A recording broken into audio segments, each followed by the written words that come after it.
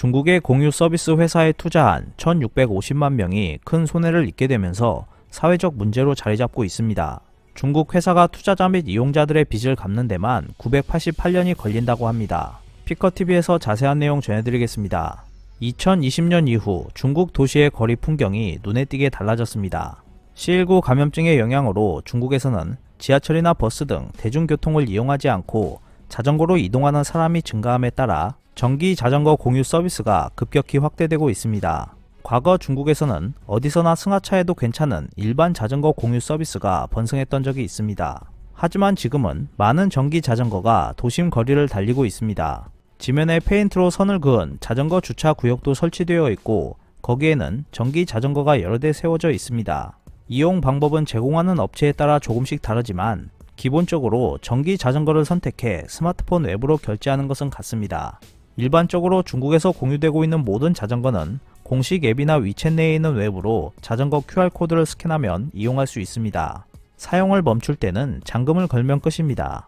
결제 방법은 중국인이든 외국인이든 은행 계좌와 연결된 알리페이나 위챗페이에서 사용료를 지불할 수 있습니다. 중국은행 계좌가 없는 외국인 여행자라면 위챗 계정에 신용카드를 연결하는 것도 한 가지 방법입니다. 중국의 조사기관 아이리서치에 따르면 2019년 중국 전역에 100만 대 있던 공유 전기 자전거는 2020년에 250만 대까지 증가했습니다. 전기 자전거의 급속한 확대는 편리성을 높여주고 있긴 하지만 중국 도심 거리의 풍경을 바꿔놓고 있어 큰 문제가 되고 있습니다. 중국에서 전기 자전거가 엄청나게 증가했지만 관리는 허술하게 짝이 없습니다. 중국 후난성 창사시에는 공유 전기 자전거 약 40만 대가 19만 평방미터, 올림픽 경기장 약 4개 크기의 공터에 방치되고 있습니다. 19만 평방미터라는 숫자는 한 개의 큰 공터가 아니라 43개 공터의 면적을 합한 수치라고는 하지만 전기 자전거가 대량으로 방치되고 있는 것에는 변함이 없습니다. 그 모습을 중국 언론이 보도했는데 공터에 가득 찬 전기 자전거가 줄지어 있는 영상은 그야말로 압권입니다. 중국 언론에 따르면 대량으로 방치되어 있는 공유 전기 자전거는 사용자로부터 버려진 것이 아니고 번호판을 붙이는 목적 등으로 업자들에 의해 회수되어 공터에 모아진 것이라고 합니다. 사실 중국에서는 공유전기 자전거가 일반 자전거와 전동 스쿠터 중 어느 쪽에 해당하는지 정의가 애매합니다. 중국 지방자치단체는 시민들이 보유하고 있는 전동 스쿠터에는 번호판을 달고 관리하고 있지만 자전거의 번호판 설치는 의무화하지 않고 있습니다. 전기 자전거를 지자체로서 관리하는 구조가 갖추어지지 않았던 것입니다. 그런 가운데 C19 감염증의 영향으로 수요가 많아지자 많은 기업들이 시장 점유율을 높이기 위해 방대한 전기 자전거를 투입했습니다. 좀 더 심한 경우는 지자체의 관리가 허술하다는 이유로 전동 스쿠터를 공유 전기 자전거라고 속이고 대출한 기업도 있었습니다. 그러다 결국 늘어난 전기 자전거를 관리할 수 없게 되면서 40여만 대가 공터에 모이게 된 것입니다. 보도에 따르면 이 중 6만 5천 대는 일단 번호판을 달고 거리를 돌아다니겠지만 나머지는 배터리 등을 분리해 처분된다고 전했습니다. 창사시의 도시질서관리소 소장은 중국 언론의 취재에 2019년 말 시점에는 공유 전기 자전거가 10만 대 있었지만 2020년 들어 정점을 찍었을 때는 46만 대까지 증가했다. 공간에 비해 너무 많고 시민들로부터 불만의 목소리가 나오고 있다고 말했습니다. 중국 전역의 약 5분의 1에 해당되는 전기 자전거가 이 도시에 모여 포화 상태에 빠져 있었던 것입니다. 중국의 공유 전기 자전거는 여러가지 문제도 일으키고 있습니다. 창사시 등에서는 사용자가 반환한 전기 자전거가 주륜장에 넘쳐나고 있고 통행에도 큰 방해가 되고 있습니다. 전기 자전거는 일반 자전거에 비해 무거워서 통행인이 이를 이동시키는 것도 상당한 고생입니다. 보도뿐만 아니라 차도에도 방치되는 경우가 많아서 구급차가 통행을 못하는 사태도 발생하고 있습니다. 또한 전기 자전거에 설치되어 있는 배터리를 노린 절도 피해도 속출하고 있는 상황입니다. 중국에서 공유 전기 자전거 사업을 전개하고 있는 기업을 보면 1위는 디디, 2위는 알리바바, 3위는 메이탄으로 대부분 버젓한 IT 대기업이지만 이들 회사들은 문제가 생기기 전까지는 대량으로 전기 자전거를 투입해 점유율을 확보하고 문제가 발생하면 그때 대응한다는 생각을 가지고 있어서 사회 문제로 이어지고 있습니다. 이 같은 가치관은 요금 설정에서도 드러나고 있습니다. 조사기관 아이리서치에 따르면 공유 전기 자전거의 원가는 한 대당 5,000위안 정도였지만 이용료는 1회당 약 2에서 4위안이었습니다. 중국 노선 버스 요금이 1회당 약 2위안인 것을 보면 특별히 싼 것은 아닙니다. 하지만 매일같이 5명 내외가 이용한다고 가정해도 회수하는 데만 1년 정도 걸리기 때문에 앞뒤 생각 없이 추진하는 사업이라고 할 수 있을 것입니다.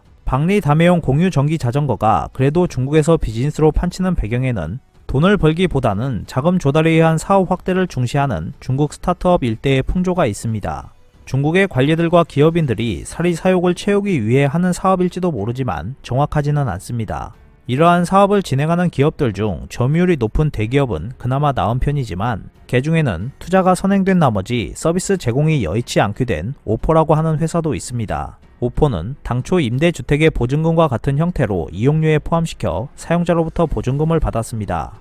일단 자금이 있으면 어떻게든 된다라고 하는 낙관적인 비즈니스 관념으로 사용자로부터 얻은 보증금이나 투자가로부터 조달한 자금으로 전기 자전거를 대량 생산하고 있었지만 고객이 생각대로 늘어나지 않으면서 빚만 늘어났습니다. 환불 규모도 역시 중국이라는 말이 나올 정도입니다. 오포가 환불하지 않으면 안 되는 사용자나 투자가는 2020년 12월 시점에서 1650만 명에 이르고 있습니다. 공유 전기 자전거로 인한 수입이 적기 때문에 환불 속도는 매우 늦어지고 있는 상황인데 이대로 흘러간다면 완벽하게 환불해주는 기간이 988년이 걸릴 것이라고 합니다. 오포의 서비스는 현재 거의 중단된 상태이고 빚을 갚을 수 있을까라고 하는 것만이 화제가 되고 있습니다.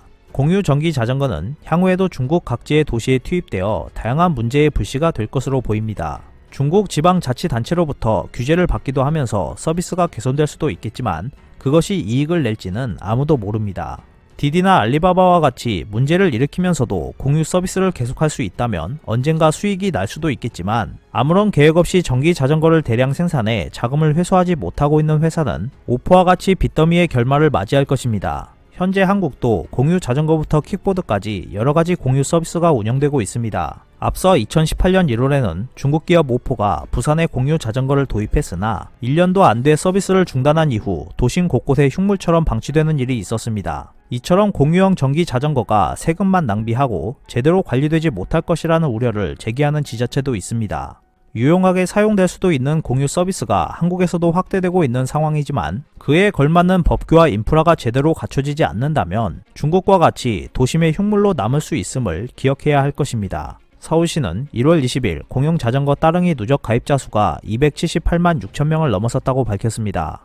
특히 작년 같은 경우 감염증으로 인해 신규 가입자가 120만 7천 명으로 나타나면서 누적 가입자 수의 43.3%를 차지했습니다. 연간 따릉이 총 대여 건수도 2,370만 5천 건으로 전년보다 24% 증가했습니다. 하루 평균으로 따지면 64,946명이 이용한 셈입니다. 감염증의 영향으로 거리두기가 가능한 비대면 교통수단인 따릉이를 즐겨 찾으면서 생활교통수단으로 자리매김한 만큼 그에 따른 철저한 관리와 서비스가 필요할 것으로 보입니다.